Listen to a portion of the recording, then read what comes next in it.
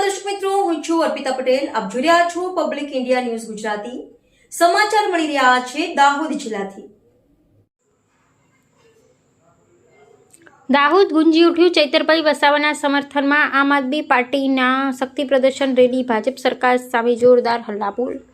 આજરોજ દાહોદ શહેર આમ આદમી પાર્ટીના હજારો કાર્યકર્તાઓના નારાઓથી ગુંજી ઉઠ્યું હતું. ધારાસભ્ય ચૈતરભાઈ વસાવાના સમર્થનમાં જિલ્લાભરમાંથી મોટી સંખ્યામાં કાર્યકર્તા, હોદ્દેદારો, તાલુકા સંગઠનો, તાલુકા પંચાયત અને જિલ્લા પંચાયતના સભ્યો એકત્રિત થયા હતા ને ભવ્ય પદયાત્રા તથા શક્તિ પ્રદર્શન રેલી યોજી હતી.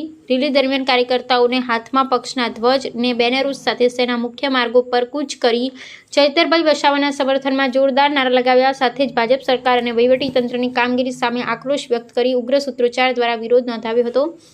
પાર્ટીના આગેવાનોએ જણાવ્યું હતું કે લોકશાહી વિરોધના અવાજને દબાવવાનો કોઈપણ પ્રયાસ સ્વીકાર્ય નથી.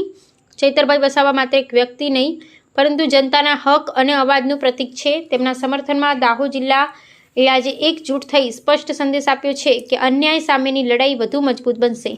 રેલીમાં જિલ્લાભરના તમામ તાલુકાઓમાંથી આવેલા કાર્યકર્તાઓ એકતા અને સંગઠનની શક્તિ પ્રદર્શન કર્યું હતું.